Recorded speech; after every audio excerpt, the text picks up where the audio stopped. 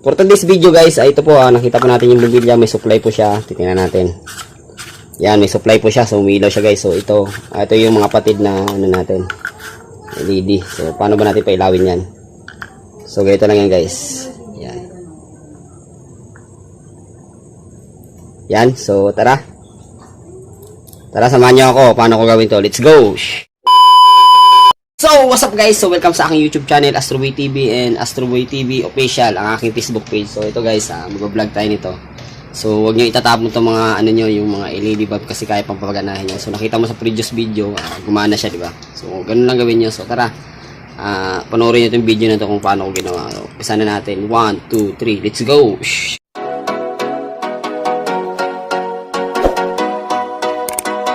So guys, so ito po ang bumbilya na patid na. So papakita ko lang sa inyo na gumagana tong ating ano. Ayan, ito yung ilaw, bumbilya na LED na umiilaw siya. So umiilaw siya, 'di ba guys? So ito yung sira. So wag niyo po to basta-basta itatapon kasi kaya pa nating buhayin 'yan. So ang kailangan lang natin diyan ay wire. So ito. Kailangan natin ng wire, ano niyo yung dulo, tatulisin niyo. Tapos i-check niyo to lahat. Lahat ng mga ano, 'yan. Check mo ito lahat para makita mo yung ano. Yan. Check mo lang to. Ito. Hanapin mo yung patid na LED. So, ayan. Check natin to. Wala. Wala. Wala. Ito yung patid niya guys. So, nakita niya sa previous video kanina. Ito yung patid niya. Yan. Umilaw na siya bagay. So, anong gagawin natin para mapiramento yung ilaw niya? So, ganito gagawin natin. Tutuklapin natin yun. Tapos hinang natin. So, kuha lang tayo pang hinang. Let's go. Ito yung patid na ano guys sa LED. So nilagyan natin yung X para ano. Ito yung gagawin nyo dito guys. So lagyan natin ilaw para makita nya. So yung gagawin nyo, ito naka-X na siya. Tutuklapin nyo lang to guys.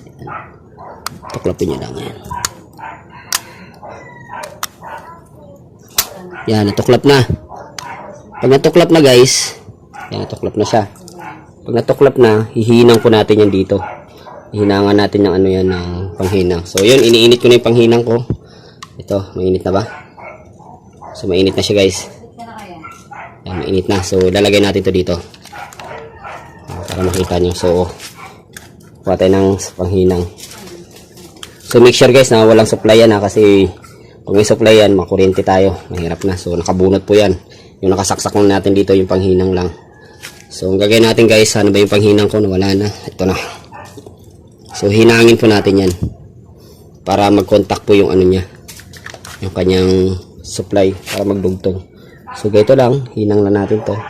Zoom natin para makita nyo. Yan. Yan. So zoom. Yan yung X na ano, LED. Para mapiranit natin yung ano, kargahan lang natin to. Ang hinang hindi pa masyadong mainit. Yan. Hindi pa masyadong mainit guys. Ay pumatunaw yun, natutunaw na siya. Yan. Yan.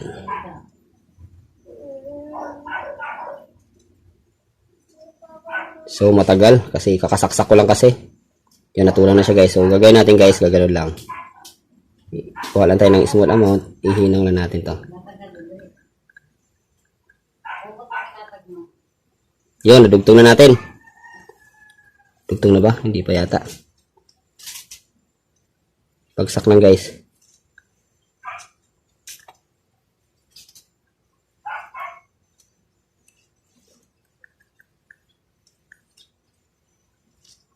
Isa pa.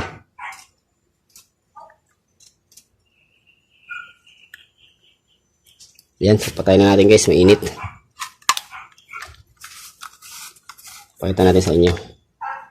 So yun guys, so ito na yung finished product natin. So ang nangyari guys ay mahirap kasi siya ihinang kasi tumatama dito yung ano. Ang ginawa ko, nagpasabit ako ng wire. So nilagyan ko muna yung panghinang yung wire bago ano. Yan, nakadugtong na siya. So putulin natin itong sobra guys. Baka magkaroon pa tayo ng shortage niyan. Tulin natin to. Ang laki naman ng cutter ko, ayan. So naputol na, ayun, nakikita niya siya guys, ayan. Nakadikit na yung ano niya. So testing na natin kung good na yung ginawa natin. Yun, so saksak na natin. Ayan, so nakita natin yung ano. Nakita. Angat na natin ng konti, ayan. So nakasaksak na siya guys. Power off muna natin, nakauna kasi off natin para makita nyo talaga. Ito talaga gawin guys ha. Walang kukurap. Sayang yung mga LED nyo tinatapon. So yan guys, so bubuksan na natin. So nakasaksak na siya, naka-plug. Yan, bubuhay na po yan guys. Ayun na. Pwede nyo na magamit yung mga LED yung luma. So ganyan lang gagawin nyo guys. So tara. Ipahintay natin, subscribe and follow Astroboy TV official. Yun, para share this video guys. Kung gusto nyo, comment lang kayo kung may katanungan kayo. So dito ko lang tatapusin yung vlog ko. Yan. How to repair the LED light na mga sira. So dito na lang. Ingat po kayo. God bless. And don't forget to follow Astroboy official and Astroboy TV. Subscribe guys. God bless. Let's go!